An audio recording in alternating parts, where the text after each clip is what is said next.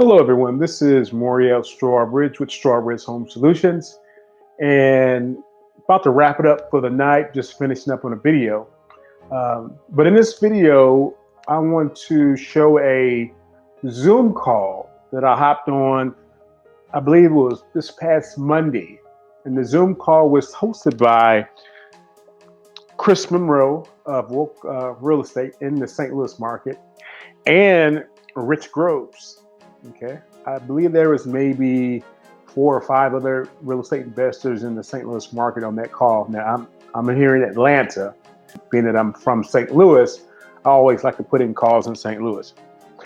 But what stood out to me most on this Zoom call is for the first time I met a lady by the name of Christine, and Christine's specialty is pre-foreclosures. So if you don't know what a pre-foreclosure is, a pre-foreclosure is when a homeowner is about to go into the foreclosure process, before they actually have the sale, they're in this process. It's called pre-foreclosure.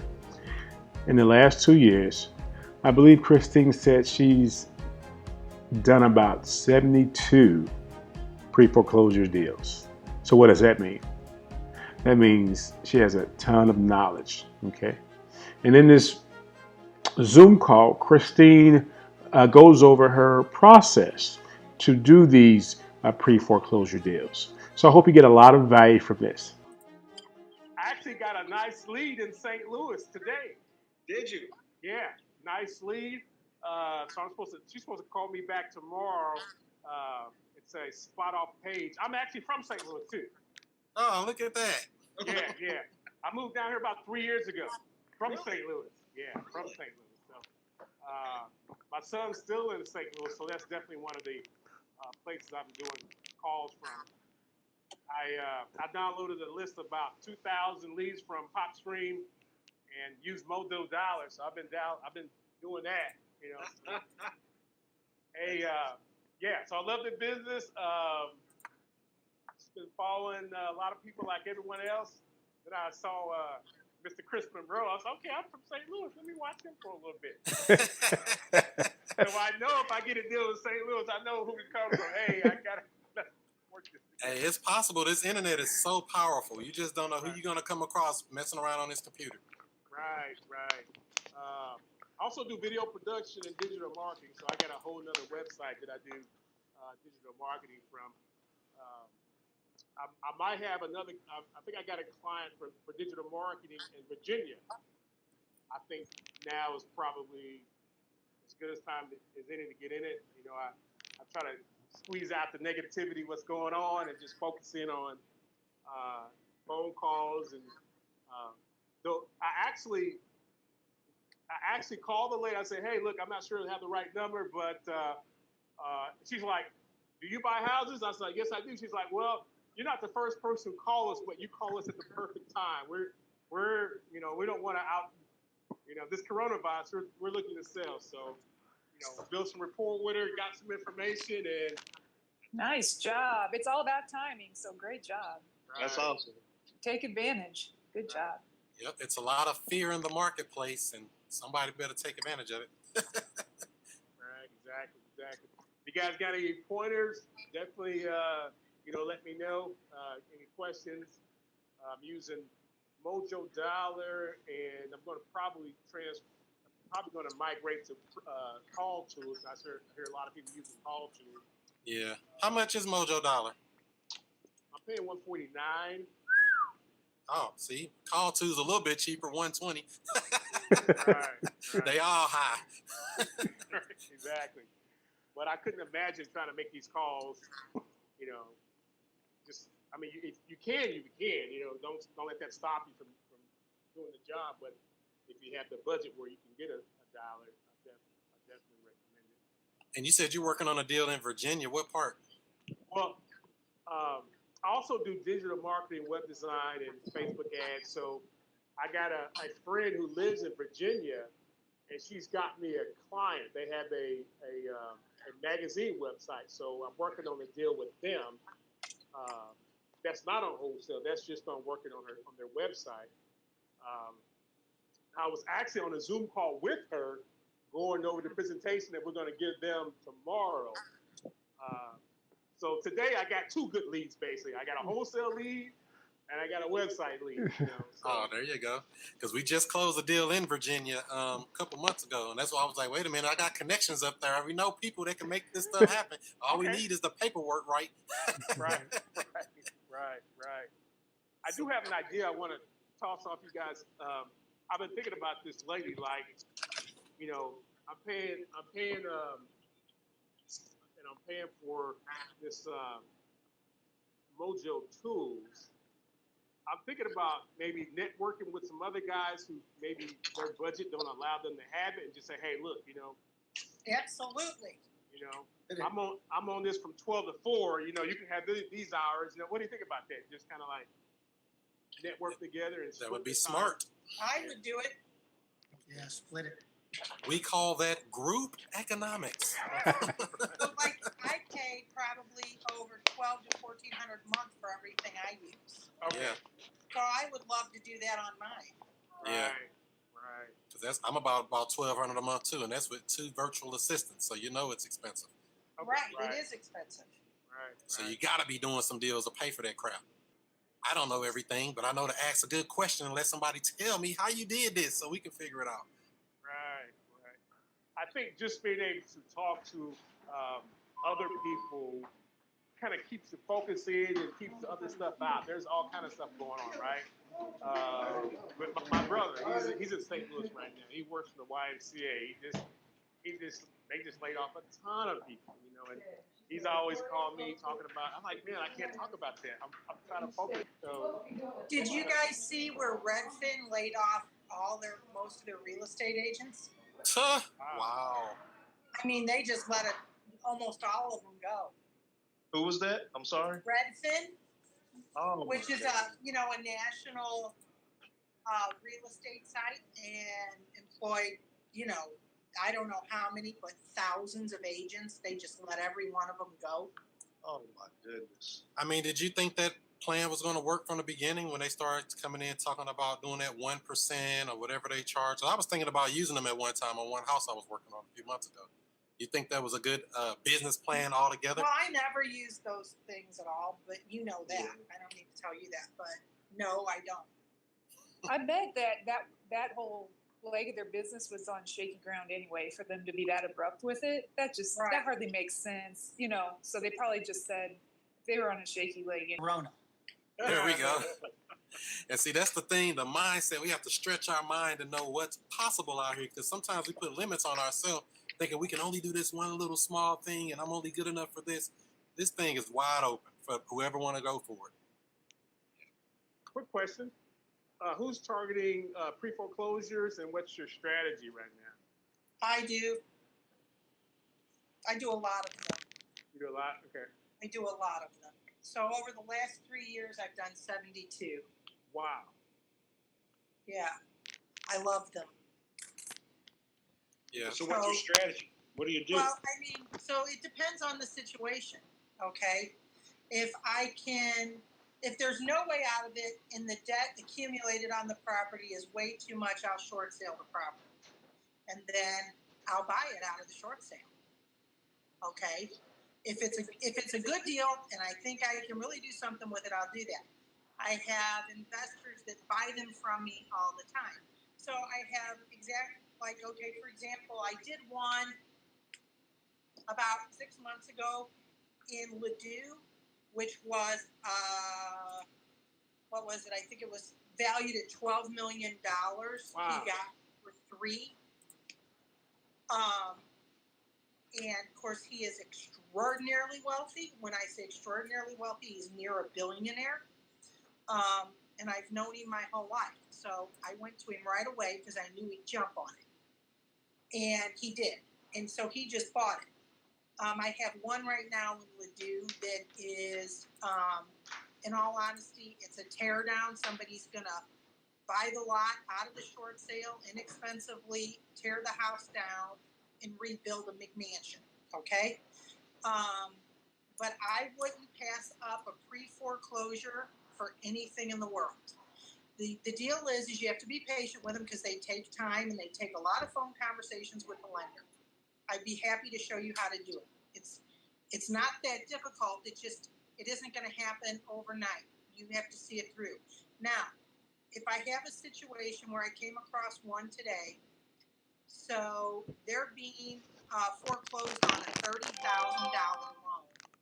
The property's worth about $170,000. I'll just pay the 30 grand and take over present. Well, I won't just pay 30.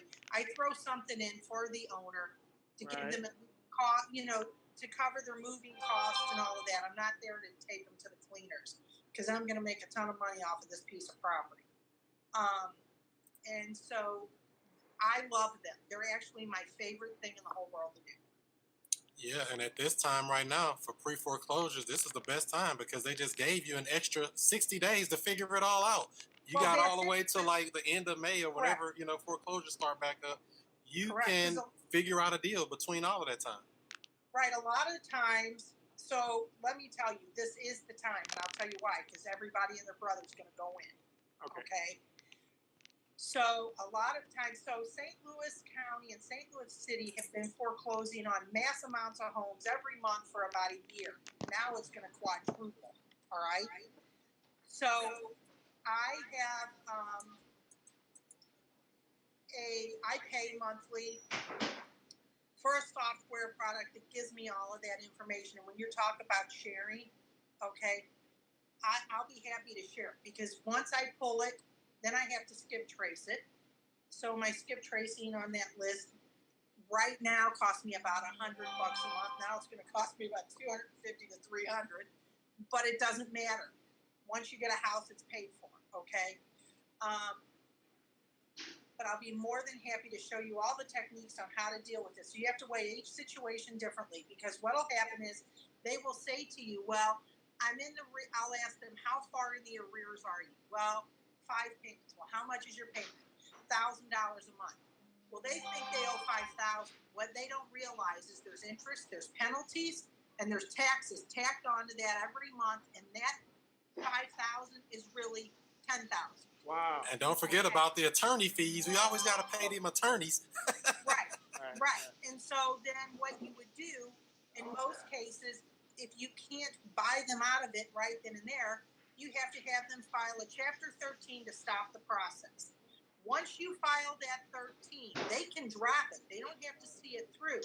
But once you file the 13, then what you've got 30 to 60 days to figure out what you're going to do with that thing. So what happens is you don't have them file the 13 until the day before the foreclosure. In the state of Missouri, that's in the state of Missouri. In the state of Missouri, you have up to 1 hour before that property goes on the block to sale. Okay? So we would have them file their Chapter 13 the day before because that gives me all of that 60 to 90 days to work with now. I haven't used them up ahead of time. So then the first thing I do is I have the homeowner sign what's called a third-party authorization.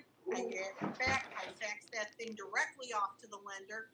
So now the lender has the homeowner's permission to speak with me directly regarding anything on that property. I have to wait 24 hours. I call the lender. I say, okay, I fax the third party. They'll ask me my name, identifying information, and then they're going to say, what do you want? I want to know what they owe. What are they in the arrears on? What are their interest, their taxes, their penalties, their legal fees? I need the whole 9 yards. Okay, they'll give that to me. Then the next statement I will make is I am opening a short sale. They can't deny it. They don't want that house, and now they're really not going to want them because we're going to be like 2008. And we're going to have, a million of them again. So what they'll say is fine. Okay, this is what we need from you. And every lender has their list of things that they want from you. Okay, so you have to get all of that. You have to get the contract to them. You have to get, they'll want bank statements. They're going to want paycheck stubs. They're going to want all of this stuff. Well, all these people are losing their jobs. So they're not, your last 3 paycheck stubs are going to be old. But anyway, I get all of that off to them. And I can guarantee you, I will wait about 3 days and I'll call them back, and they will have lost half of what I sent them. So then I send it again. That sounds about right. Okay? Well, it's the truth. Okay, and the worst lender in the world to deal with is U.S. Bank. Hey. All right? Wow. It's the truth. They're the worst. Well, they denied me from my PPP loan, so yeah, I'm not surprised. Yeah, they are the worst to deal with. So anyway, I send the stuff again. And then I'll call them back in 3 days. Well, we only have this, and that's fine. I send the rest of it back. So you go through that for about a week. Okay, then once you get to that point and they have everything, they'll say to you, now we've moved it on to this department. Fine, put me through to that department. So they put me through. Now I talk to that department. What do you need from me?